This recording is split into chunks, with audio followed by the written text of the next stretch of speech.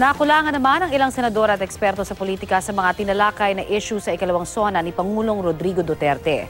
Gayunpaman, binigyan pa rin po daw ng pasadong grado ang Pangulo dahil sa pag-una nito sa kapakanan ng masa. Balitang hatid ni Trisha Zafra.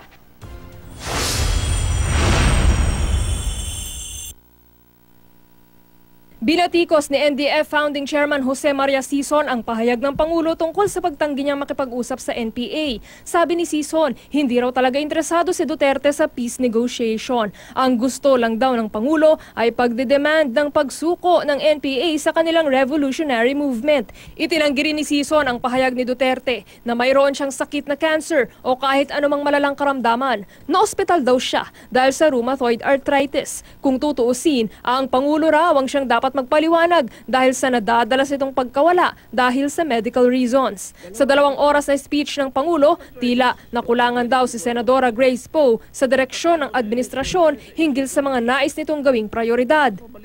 Yung pagiging priority ng emergency powers para makalikha ng mas maraming infrastruktura, makapagbigay ng maraming trabaho, yung mga bagay na gano'n. Pati yung contractualization, yung trabaho, paano din yun?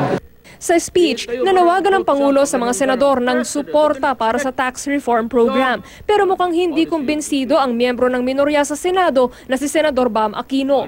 Sa totoo lang po, mukhang mahaba-haba pa yung debate doon sa tax reform package. At palagay ko naman, we owe it to the Filipino people na kilatisin yon.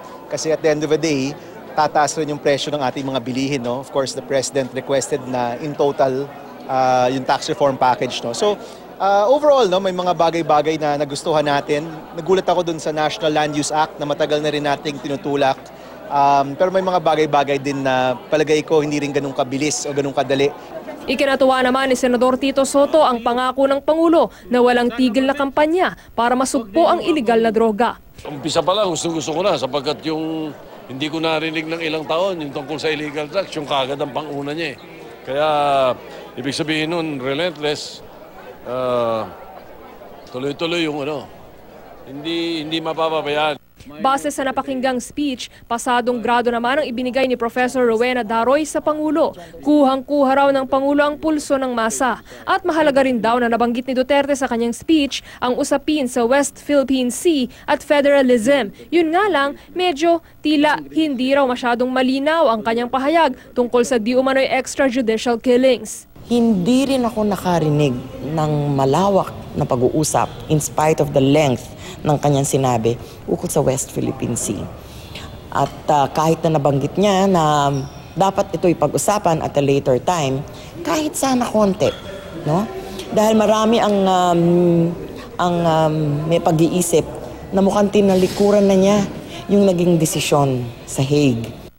Binigyan din ng mataas na grado ni Professor Richard Heydarian ang speech ng Pangulo. As I said, mataas ang score para sa kanya this year. I would give him 7 or 8 out of 10, no? By Duterte standards, no? Kasi iba yung standards pagdating kay Duterte. But nonetheless, nakapos ako sa mga ibang issue. Trisha Zafra, GMA News.